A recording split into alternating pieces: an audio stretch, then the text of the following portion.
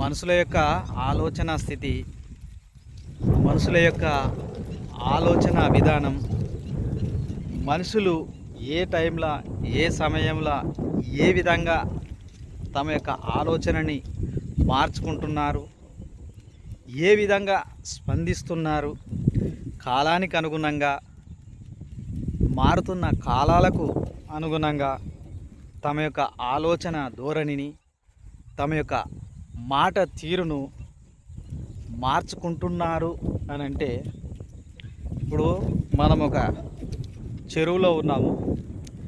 ఇది ఎండాకాలము. ఈ సమయంలో మొత్తం చెరువులో ఉన్న నీళ్ళన్నీ ఇంకిపోయి అక్కడక్కడ కొన్ని చిన్న చిన్న గుంటలల్లో నీళ్లు నిలిచినాయి. ఇప్పుడు ఈ చెరువును గమనించినప్పుడు మన ఆలోచన విధానం ఒక రకంగా ఉంటుంది, మనం మాట్లాడే విధానం ఒక రకంగా ఉంటుంది, మన మానసిక స్థితి ఒక రకంగా ఉంటుంది. ఇదే చెరువు బిర్రగా నిండి అలుగుబారుతుందనుకో, మత్తెడ పోస్తుందనుకో, అప్పుడు మన ఆలోచన విధానం, మనం మాట్లాడే తీరు ఒక రకంగా ఉంటుంది.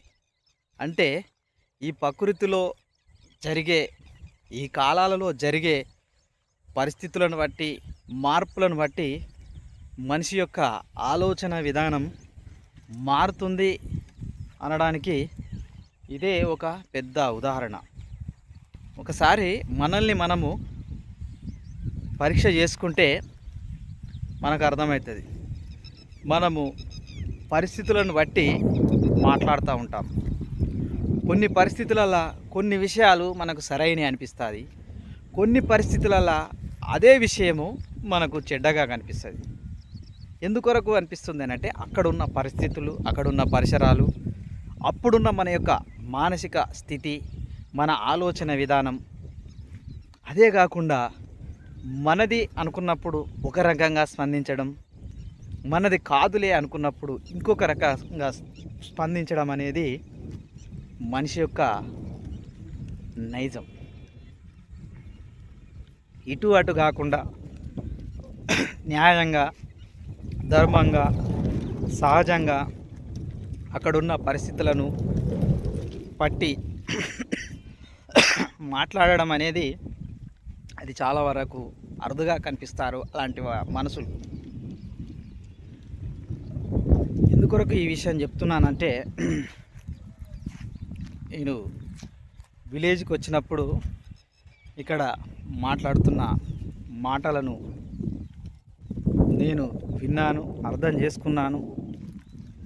కాబట్టి ఎందుకంటే పెద్ద మనుషులు ఉంటారు, ఓ కార్యం అయినప్పుడు వాళ్ళతోటి కూర్చొని ముచ్చటించినప్పుడు వాళ్ళు గత కాలాన్ని, ప్రస్తుత కాలాన్ని వివరించినప్పుడు వాళ్ళ యొక్క ఆలోచన విధానాన్ని నేను క్షుణ్ణంగా పరిశీలించినప్పుడు నాకు ఈ విషయం అర్థమైంది.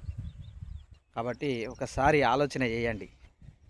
మనిషి తమ యొక్క మానసిక స్థితి, తమ యొక్క ఆలోచన విధానం పరిసరాలను బట్టి, పరిస్థితులను బట్టి మార్పుకు లోనవుతుంది. ఓ సమయంలో మంచిది అనుకున్న అదే విషయం ఇంకో సమయంలో చెడుగా కనబడుతుంది. దీనికి అంతటికీ కారణం మనిషి యొక్క మానసిక స్థితి, ఆలోచన విధానమే కారణం. మరి మీరేమంటారు?